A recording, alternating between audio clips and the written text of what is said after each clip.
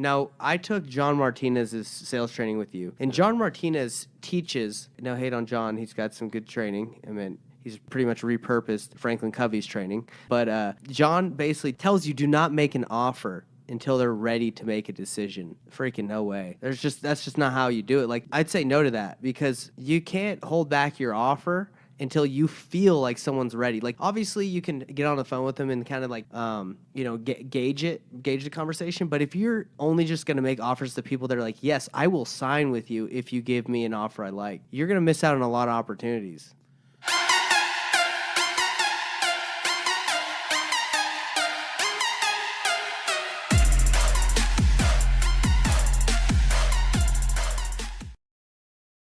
Yo, what up? What's up, guys? What's up, Corey? It's been a while since we've been on the podcast together, hasn't it? Yeah, since before Christmas, right? I think so. You had COVID or something, or we were on holiday break? You had COVID. I was out of town. You were out of town. Yep, exactly. I think actually, according to YouTube, like you're not allowed to say COVID or something, like on your videos, or they'll like shut you off. Is that right, Hector? Shoot. Can you bleep that out? Maybe you can't monetize it.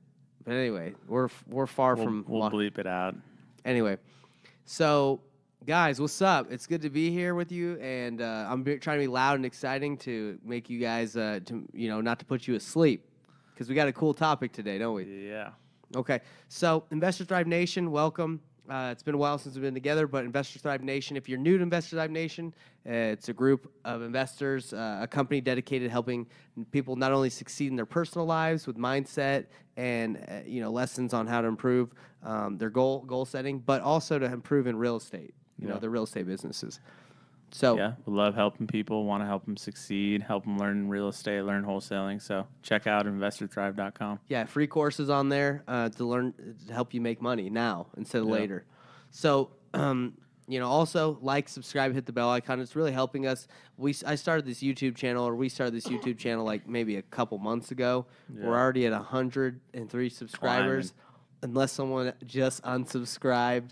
But yeah, we're trying to get to that, get those plaques, the silver plaque for 100K. One day. I mean, I'm trying to get to 1 million by the end of the year. Gold plaque. Yeah, the subscribers. Maybe we'll get there. Who knows? I mean, we got to shoot the aim high. Share this with your friends so we can hit that goal. Yeah, exactly. So, what are we talking about today, Corey? Why would anyone even subscribe? Like, how is this going to help them?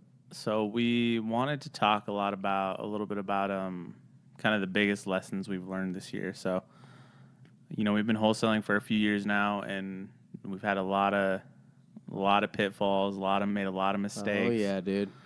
Done a lot of things the wrong way. So Corey, we want to talk about what we've learned. So why would anyone listen to us? Why me and you? Why Off-Road Homes? Why do they care about what we got to say? Well, I think we're pretty average people. Oh, right? Yeah, we're average, just like everyone else. We've taken the IQ test from, what is that? Not the IQ test, the Jordan Peterson. Personality test. And, we're pretty middle of the range, right? Yeah, depends on the personality, right? Middle of the road. So if you want to learn how to run a business from guys that are average, we're your guys. Yeah. We're not, we're not just some savant, some super smart people that, the reason why we're successful is because we're freaking smart as our IQ's out the super high. Yeah, I mean, we're like most people. We started this business with little to no experience, right? $0 actually. And no money. And so we've made it into a business that, now we have 5-6 employees. Yeah, we've done over $1 million, well over $1 million in assignment fees. Yeah. Not necessarily flipping properties, but just assignment fees. So if that's a big number to you, great. For us, we don't really know. For me, it's I can do better. Yeah, we feel like we've definitely, I won't say underachieved, but yeah, it's really hard we definitely could do better. It's really hard to look back and for me at least and be like, I'm doing great, right? Because my expectations of myself are so high. Yeah. I think we both expected to be at the point where we're making millions a year by this millions point. But we've made well over $1 million, which is that's over a few years. So if you think that's semi impressive, then listen to what we have to say, because we're in the freaking trenches. No one gave us this business. and we're all on this journey together, right? Like, Yeah. we're not trying to impress anybody. We're trying to No. help each other, help others, avoid the pitfalls that we, fell into, and learn from our mistakes, and like help them reach their goals just like we want to reach our Yeah, goals. I would say like we're more than qualified to help people that are beginners or people that are trying to learn how to build their business. If you're doing, honestly, I believe if you are in a wholesaling business and you're doing millions and millions of dollars a month or a year, millions, the guy who's actually at the top probably doesn't really even know what's going on. Definitely doesn't. He's got it set up the right way. He's got it set up the right way, so you can't do it by yourself. No, not even close. So like he's definitely got. I mean, we've talked to a handful of guys that are at the top of, multi-million-dollar wholesale business, and one of them didn't even know what call rail was. I'm not gonna put his name out there, but we're not gonna put him out there on blast. But I was at one of his events, right? We paid like $7,000 to go to one of his $7,500 to go to his events because we were like newer, so we're like, oh yeah, we'd love to learn. And by the way, learning is constant, right? Like we're always paying for coaching. But I went up to him and I'm like, hey man, what do you use for your to control, like handle all your marketing calls that are coming in? Do you use CallRail? And this dude that runs a $1 million, supposedly $1 million they do. wholesaling Supposedly business, like 4 or 5 million a year or more. I was like, what do you use CallRail? And he's like, what's CallRail? Bro, CallRail is like the most basic tool Is like one of the top 5 like softwares for wholesaling, for managing your marketing. So for wholesaling, period, like that's a top 5. So when I heard he didn't know what CallRail is, I'm like, dude, this guy probably has no idea what's going on in his business. He's like so out far out of it. He probably has hired a COO or someone to run it, which is great. Like, not knocking that. That's awesome. That's great. We're just not there yet. I mean, I wish we could hire someone so we could freaking go make podcasts all day, every day. But we only can afford to do it once a week. Yeah, I mean, if anybody out there is a good COO, is very detail oriented, very conscientious, hit us up. Yeah, like very like you said, organized, like orderly. Exactly, like me and Corey, like you could call it, we both visionaries. Like ideas. We both like being creative and coming up with new ways to do things and speculating, like thinking of better ways to do stuff. But to implement it, that's where I struggle. We've definitely struggled with that. So if you, like I said, if you're watching this or millions of viewers, and you want to learn how to wholesale and you got that mindset, hit us up. We'd love to talk with you. We're looking for someone. Yeah, we're looking for somebody. So anyway, let's get into it, Corey. What have we learned doing over $1 million in wholesale fees? What do you think the biggest, like if there was one lesson, we'll go into a couple lessons, but for you, if there was one lesson that you have learned from running this business, like what would you say it is? It's an interesting question because I remember when I was first started, someone told me to do this, and it's like come full circle. Like now again, it's making offers for me. It's making offers to literally everyone, because you don't know their situation they're in, if they'll accept it or not. You don't know that, and so that's to answer your question. Making offers to everyone. What do you think of that? I agree. I think I think we've gone in and out of making a lot of offers. I think on top of that, like making the right offer. Nailed it. Right? Yeah. So like we've, at the expense of, like, in order to try to get a deal, we've made offers that may work, but we're not sure. Mm-hmm. Instead of making offers that we know would work, and if we get it under contract, then we're confident, right? And there's no better feeling than getting a house under contract at the right price. Yeah. You're like, this is great. Yeah, so the past year, one of our biggest lessons is we've locked up a lot, probably 500 plus deals, contracts, right? That was because we went nationwide, though. You got to give them a little bit of that's nationwide. Like we obviously we're brand new to wholesale. We had a lot to learn as far as analyzing deals. Yeah, we're brand new to wholesaling nationwide, knowing a year what to pay. Yeah, and so locked up a bunch and have sold plenty. We've made lots of money selling them, but we've also not being able to sell the majority. And by the way, we're not just dipping on these contracts like the day before we're supposed to close. We're like within our due diligence period, we're telling the sellers like, hey, we're interested and we think we can pay this price. We just need to do a walkthrough. Then we do the walkthrough if it didn't work or nobody was we can't interested. find anybody, we'll cancel it. But yeah, that's making the that's a right big offers. lesson. Now let's kind of dive deeper into that so Investor Tribe Nation can learn from our biggest lesson. Now, I took John Martinez's sales training with you, and John Martinez teaches. No hate on John. He's got some good training. I mean, he's pretty much repurposed Franklin Covey's training. But John basically tells you do not make an offer until they're ready to make a decision. Freaking no way.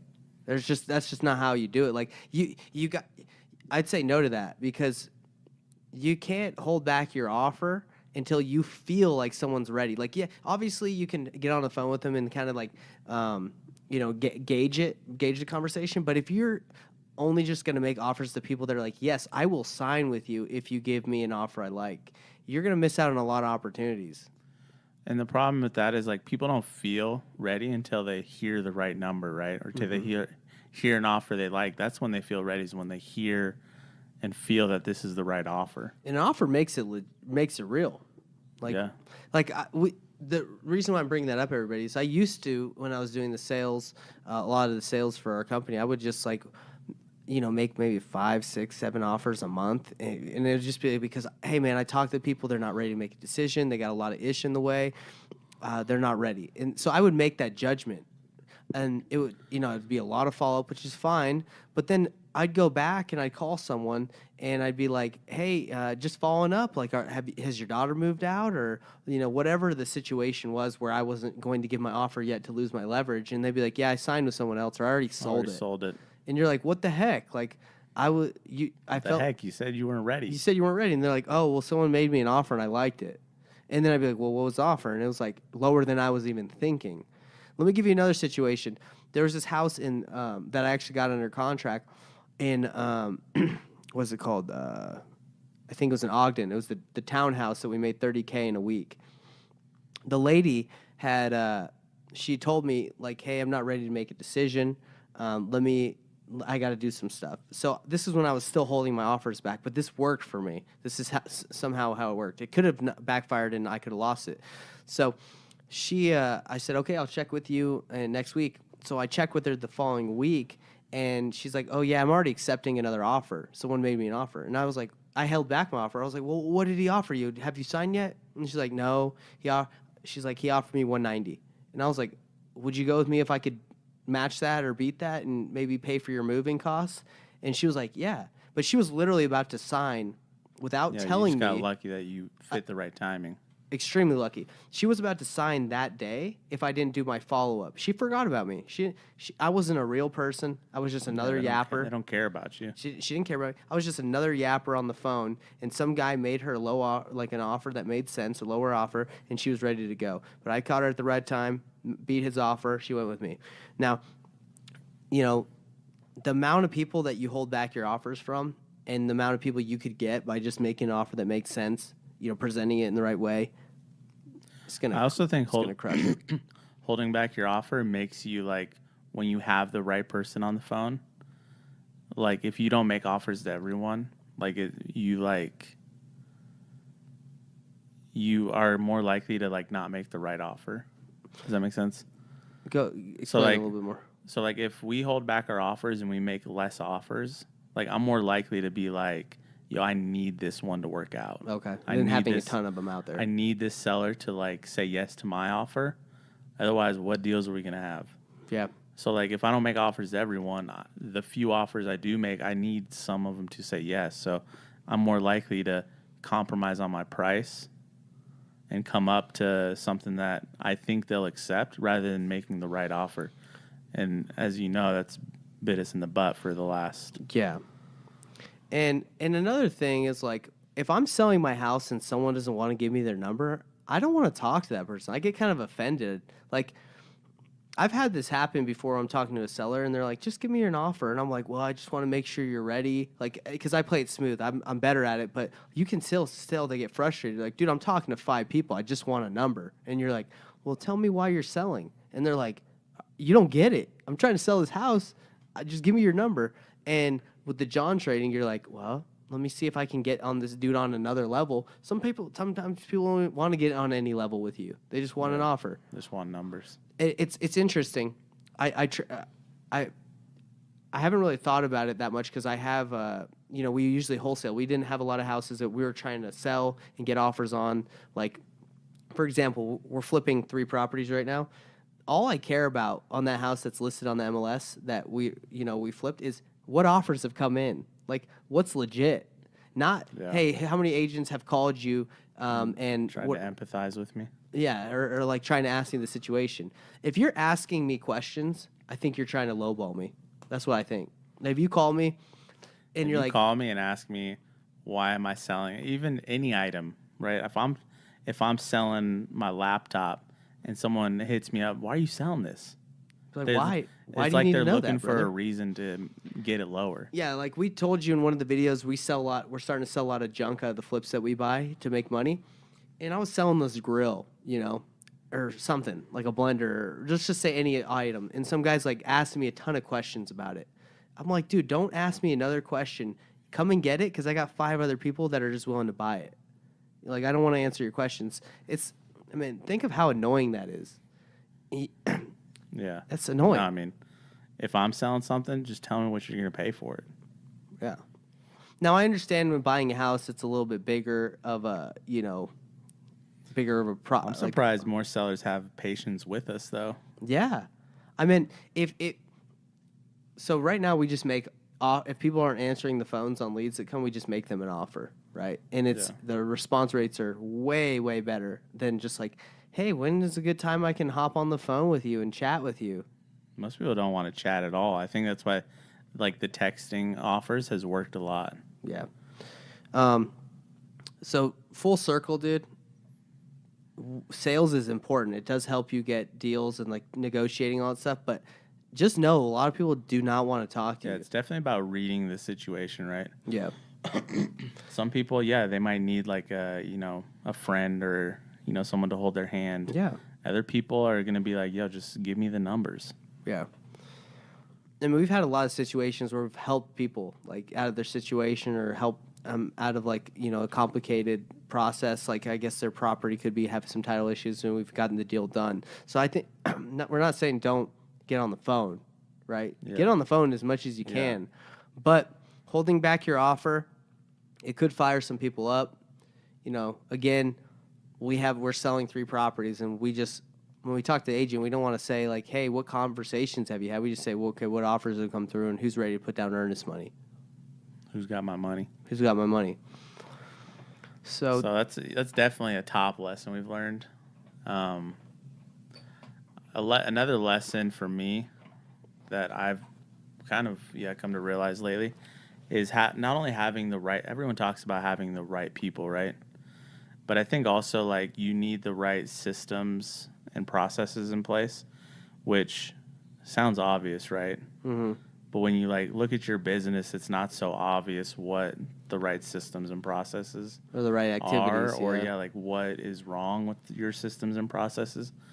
But getting the right systems and processes in place so you can get the right people to run those systems and to be, responsible for the result that process produces is crucial. Yeah, you're talking like job roles, right? Yeah. Like not just marketing and sales and dispositions, but like having the processes within those that get the job done. Yeah, that work, right? That produce a predictable like business result.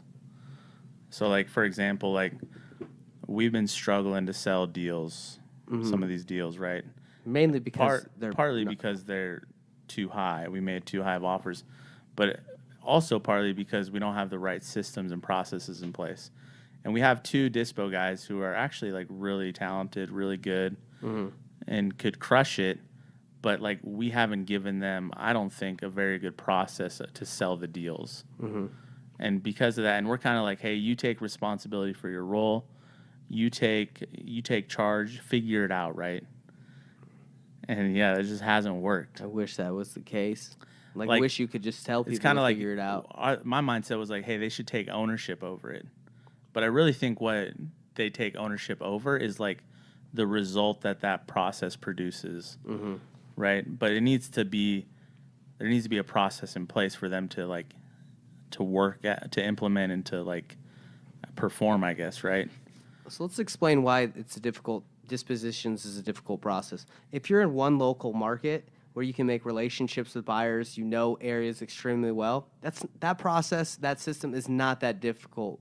It's the nationwide process of getting a deal almost in a new city, a new area every time. Where you have no buyers. We have no buyers, and you have to pretty much start from scratch. You got to pull lists, skip trace them, text them, cold call them, email them, get on the phone with people that don't know who you are.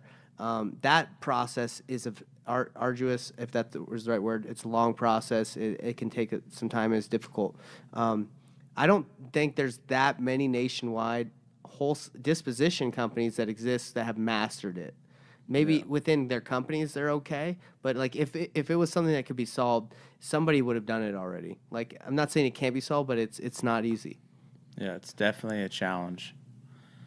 I mean, we've tried to sell hundreds of deals, and yeah, it's been a battle. So, but if you can create the right, and obviously like our system and process that we have for selling deals is like 10 times better now than it was 6 months ago. Yeah, or we a sell year deals, ago, right? not to get yeah, we twisted. sell plenty of deals, but we want to sell more deals on almost every deal and be able to sell most of the deals we have. Yeah.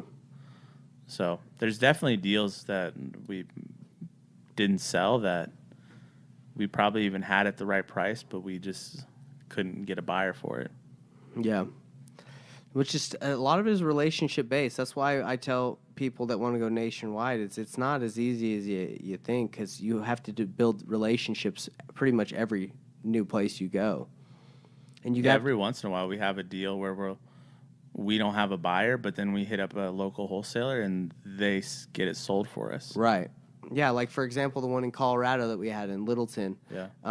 It was a $50K wholesale deal that we got that we're going to get zero because we needed someone. We didn't have the right relationship with the buyer to take on the problem. There was a tenant inside. It was almost $1 million property, and we were reaching out to people, and they're like, "I'm not going to take on this problem. I don't know these people."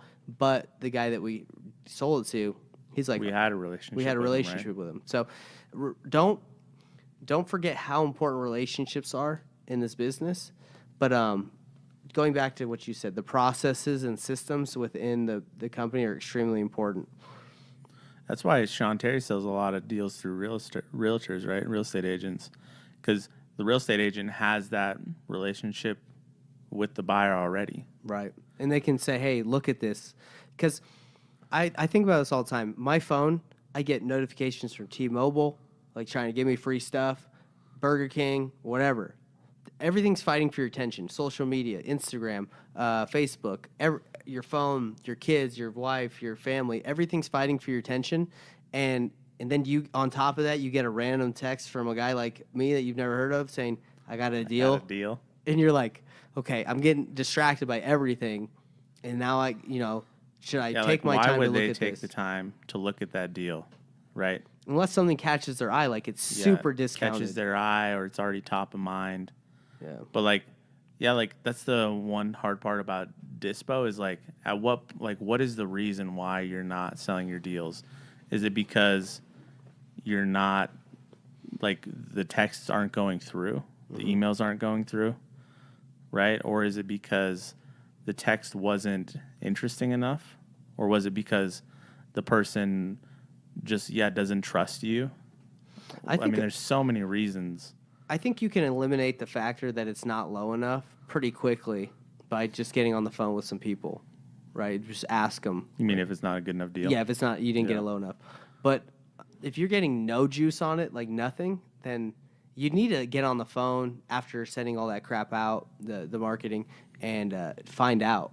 And I think that's because we've tried so many deals all at once, a lot of that, what I'm saying, get on the phone and find out, wasn't getting done. Should have gotten done. Yeah. No, and that's a part of the process now is we have, so our, just to let you guys know, our dispo process now is day one, like we get all the info we need on the deal, underwrite it, make sure everything's good. Day two, we blast it out on text and Facebook and email. And then day three, we respond. Day 2 and 3, we respond. Then day 4, if we don't have anything, we start calling agents on it. It's a good process. And then day 5, we either are trying to set up showings or we're canceling the deal. Now, I It's think not a where deal. a lot of that process got jacked up was throwing in 10 contracts that were subpar and just saying, hey, guys, get it done, figure it out. But now we have an underwriting process that's pretty good, right? You've been Yeah. working on that. Again, nothing feels better than getting a bona fide deal. Yeah, so like since we made the decision, like 2 weeks ago, that we're going to start only trying good deals that we believe are deals. Yeah, not And like iffy underwriting them? stuff. Right. This is how great it's been. So we've had like 3 or 4 contracts. 2 of them we've been able to like assign almost immediately with like almost no work. And then a third one we assigned through doing our process. And then we're looking, we're trying to find buyers for these other ones. We might be a little too high, but that's just for like, random reasons in the area. It's not because Yeah, it tenant didn't seem won't like a deal. leave or Yeah, whatever. like one of the deals is like a hostile tenant. So like we have it at 58,000, 60,000. 48 or whatever. Yeah, and most of the buyers are like, yo, if I got to take care of this, like I'm going to need it for 35, 40. Yeah, because it's a problem. Yeah, because it's a big problem, right? So that's going to happen, right? But we're close on that one. Yeah. So Yeah, and he might even understand, if we go back and we have someone that's interested, right? yeah. But anyway, so we got Investors Live Nation to break it down for you. Number one lesson we've learned after doing millions, or over $1 million. We haven't done millions yet. $1 million in wholesale fees. Make offers to everybody, right? And we're not saying to lackadaisically or do. Is that not just shoot out an offer? Don't just shoot it out. That won't work. If you're cold calling the phone book and saying, "Hey, is this Joe? Yes, Joe. What do you want? I'll give you $100,000 for your house." He'd be like, "What?" It's not going to work. You have to do a letter of intent. You have to send it off in the right way. You got to try to get them on the phone. If they don't answer, you want send the offer in the right way with a range.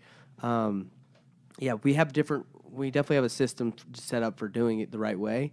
But yeah, cold calling the phone book. It's not texting or just random randomly people. blasting out offers ain't gonna work. Like the range only gets the conversation start. Like we send out, so a lead comes in, we send out a range, and all we're trying to do is get the conversation started, right? Get them on the phone, see if they're serious. Because that's going to work way better Qualify than, 'em. hey, you want to talk? Or Yeah, like, hey, when's a good time to chat about your house? how about this? Like, How about this text? Hey, you up? so like this is like to help initiate the conversation so that we can set up a time. And it also gets rid, like when you send out offers, it gets rid of the people that aren't serious about selling too, right? Yeah. Like if they're not serious about selling right now, like that's fine. We'll follow up with you in the future, but like we don't want to spend our time on the phone with you if you're not serious. I love it, dude. So like we do that, send out the preliminary offer, then we set up a virtual walkthrough where we get to see the house, Or we go in person if it's or here. we go in person, because to really help the underwriting process, we need to gauge repairs a lot better. Yeah, which before now we have not done at all. At all, you just offer a low price, and Yeah, it's they're just like, like "Why are you offering me so winging it. low?" And you're like, "'Cause that's your what I house need." probably sucks. Your house probably sucks. It doesn't. It's fully remodeled. Like, but hey, that's what I need to get it done. So yeah, so then after we do the virtual walkthrough, we do what's called the 2-touch method, right? Where we basically like the acquisitions guy and the seller are on a team against the underwriter, right? And so the acquisition guy tries to fight to get the highest price, and the acquisition guy comes back to me, and I have to approve the price, and we basically try to negotiate a deal. Yep. So that was making offers to everyone. Second one, having the right processes and systems. Now, that's probably the hardest part in being a business owner, is making sure everyone's doing the right activities. if you read it's the always book, changing, right? yeah, if you read the book Four Disciplines of Execution, it talks about the whirlwind. I think most businesses are in the whirlwind, including us. Like even today, I was stuck in the whirlwind. I don't know about you, but I was stuck in the whirlwind. And I think our guys, even though they have specific tasks and process, process and systems in their job, they get stuck in the whirlwind. They're like, it's a lot easier. It's a lot easier to talk to, maybe text this person back and forth, even though they're not interested, than me get on that phone. Yeah. And now that's why everyone's got to stay, hit their numbers. But anyway, so I guess those are two things that are huge. Now we don't want to take this too long.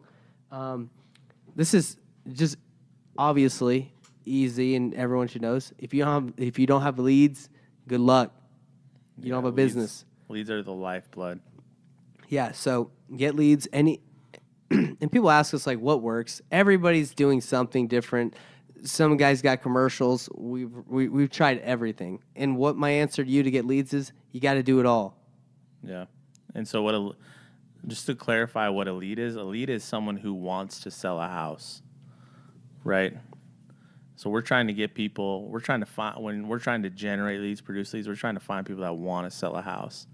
A lead is not someone that's on a list that you skip traced. That's not a lead. That's not a lead. That's just a name with a phone number that you that hope could has be interested motivation, in selling, right? Yeah. So anyone's like, oh, this is a fire list. Man, you don't know what's on that list. You're getting lucky. Yeah, I mean, you obviously want to hit targeted lists in the hopes that it's easier to find leads. Yeah. But it doesn't mean they want to sell. So someone who wants to sell on buyers, it's someone who's, interested in buying a deal. Those are leads. But if you don't have seller leads, so you ain't got nothing. You ain't got nothing. So 3 things we've learned that are huge in our business are making offers to everyone the right way, processes and systems, and you have to continuously get leads monthly. It's crucial. And if you don't have leads, like someone selling their house on the MLS, that's a lead. It's a lead. Offer, yeah. For sale by owner is a lead. Yeah, you can go make them offers. Technically, you could even look at it as other wholesalers as leads, them putting out their deals. So with our coaching program, I don't tell, it depends where you are in, the process of like how far you're along in learning, but I don't tell people like immediately get your marketing system set up and start paying money when you're not even ready to even underwrite deals or even know what a deal is. Like I would say, first thing I would have a brand new student do is, let's teach you to make offers on the MLS, make connections, look at wholesalers deals, JV. Do that so you understand what a deal is in your market before you start paying all this money. Like when we first started, we were just throwing money. We've always, even through our whole experience, we throw money. Yeah. Just, crossing your fingers. But really, at least now we know if anything comes across, like what a deal is. But if you're brand new, there's ways to get deals without spending money. It's a lot of work. You have to make a lot of offers, but better than just wasting money immediately. I think the first step anybody should take is like learning what a deal is, like learning how to underwrite deals and analyze deals. Because if you know what it is, that helps you know what to offer. Right. And if you know what to offer, like you're going to be able to sell a deal. Like a lot of times, like the way I look at it now is like, hey, if I lived in this area and had the cash available, like would I want to buy this deal? That's why we're taking down so much stuff in Utah, because we know it so well. And we're like, hey, why would I wholesale this thing when I can just throw on the MLS and I know someone's going to, wants it. Because there's not a lot of buyers who are going to buy something that like we wouldn't want to invest in, right, if we were in their situation. Right, yeah. So like looking at it from the investor's eyes, because that's who your customer is, right? Like the investor has your money. Yeah, I mean, honestly, wholesaling is just... you need to bring them value. Wholesaling is just an exit strategy, but I don't even think it's the best strategy. Yeah, it just depends, right? It depends. Like if we had millions of dollars that we had from private lenders or our own, I would probably just take everything down. Yeah, I mean, with the way the market is right now, yeah. It depends on the area, right? Like, so anyway, we've talked about making offers that work, processes and systems in your business, avoid leads. the whirlwind, and leads. Now we've kind of hit our time, but what's one thing, Corey, you can say from our experience that you've learned not to do? Well, we have a couple stories. One's fresh today, so that one probably hurts the most right now. You want to tell them? And it also is one that we haven't It's not over yet. we haven't solved Well, yet. let me before you go into that, we'll say don't buy a house in California with a squatter inside because it's going to be hard to get them out. Yeah. They technically have We got rights over lucky. there.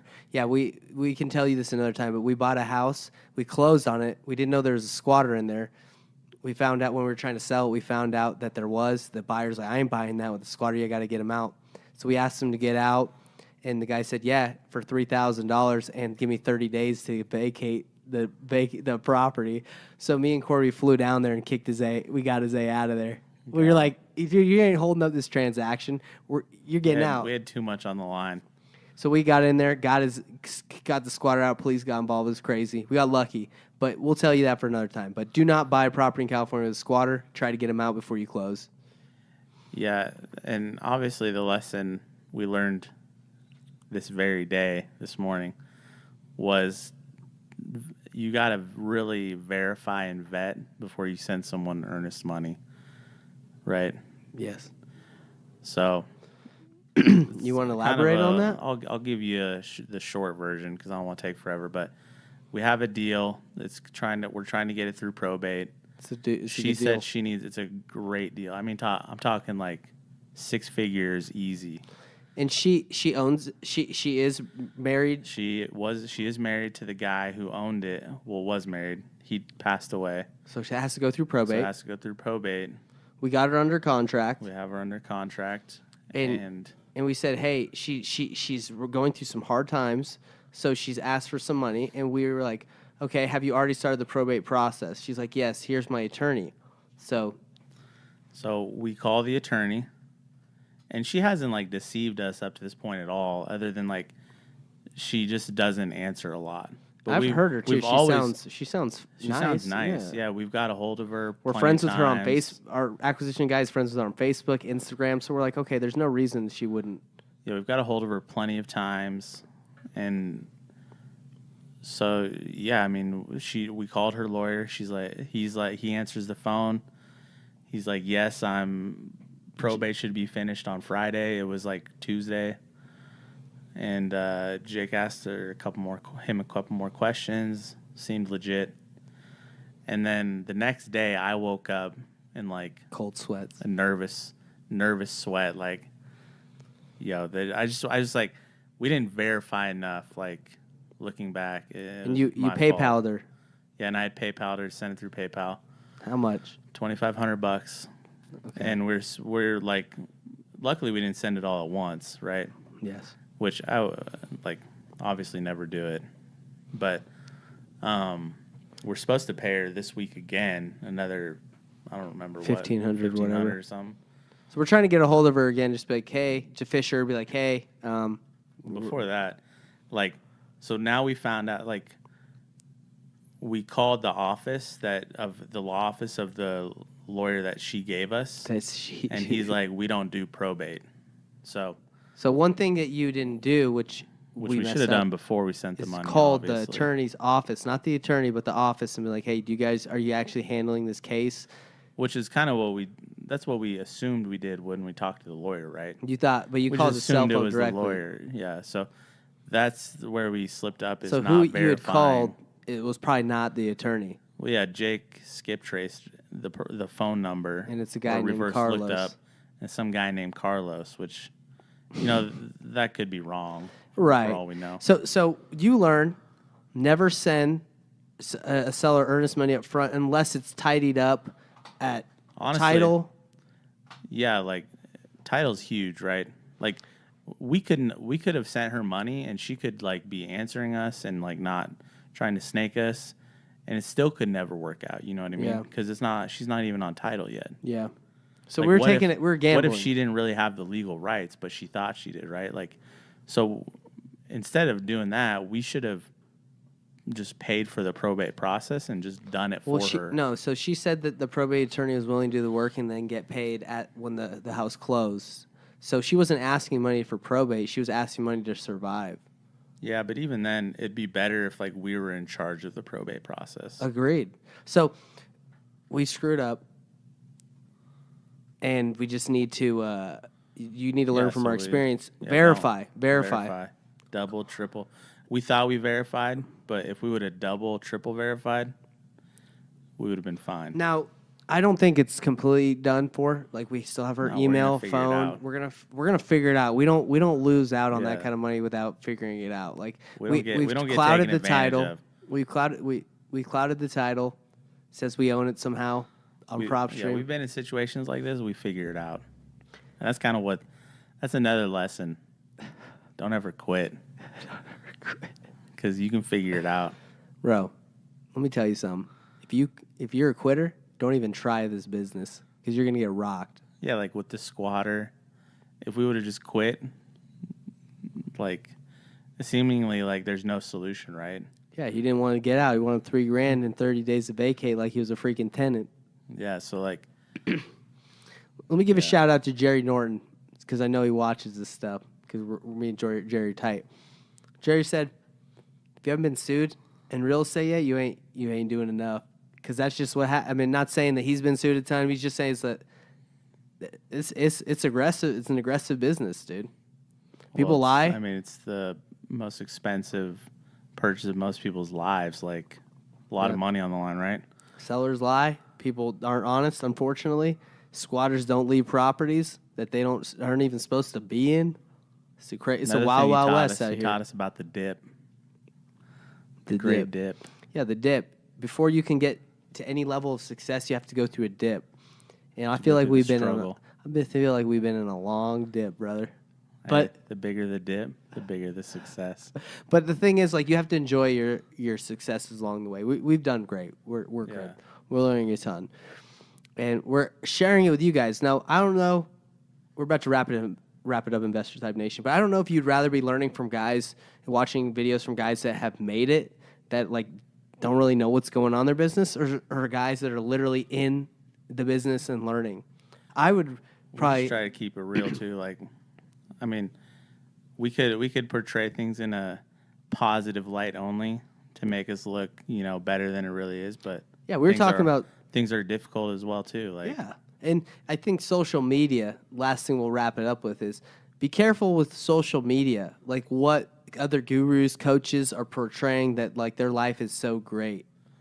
Yeah, but we could go rent a Lamborghini, throw on a turtleneck and a blazer, and look like we made it. But exactly, bro. But instead of rocking the jazz jacket from the DI, because I like the jazz. I like it. So the thing is, we're real, and I don't know if people don't always want real. They want flashy, and we're doing well. But don't let the social media don't let it fool you, bro.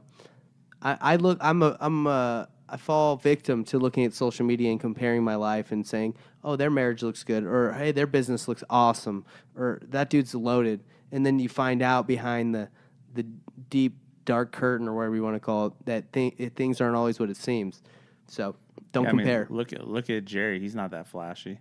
Yeah, Jerry's the man. He probably makes more than most of those wholesalers, those other wholesalers. Probably way more, to be honest. Bro, Jerry's a freaking baller. He's got Flipster going. He's got coaching, Flipster, his actual flips, wholesaling. He's got the high end flips. Like, bro, most of those other wholesalers are driving the Lambos with the turtlenecks. Bro, that's all fake, dude. Because those dudes, yeah, I don't. They just rented that. They rented that Lambo to make a quick video, and they got to return it, and they got it from Turo. But Jerry, I saw Jerry like a week ago. Or 2 weeks ago. Dude's wearing just a normal shirt and some khakis. You would just seem like average Joe. Dude's a multi-millionaire. He's a baller. Yeah, it's crazy. Respect. Shout out to Jerry. All right, Investor Thrive Nation, thanks for joining us. Yeah. It's been fun. Hopefully we gave you some valuable insights. And we'll continue to try to do so. Yeah, and please comment. If you guys think, is there anything you'd like us to go over? If you think our content is good, if you don't think it's good, I'll take negative feedback. I'll take good feedback. I'll take whatever, because I want to engage. I want to talk with you guys. Yeah. We're not just trying to push coaching on you or just like, hey, we're just trying to make money off everybody. No, like we're trying to help. We just want to help. Yeah, we really want to help because we're going through it. We know you need help. in this We've been business. through it. We've been through it. And if you don't need, You don't need help, come tell us. yeah, so if you can don't need teach us help, about it. yeah, if you don't need help, you've freaking figured out how to get millions of leads for really cheap, hit us up. All right, everybody. Thanks again. Talk to you next week. See you guys.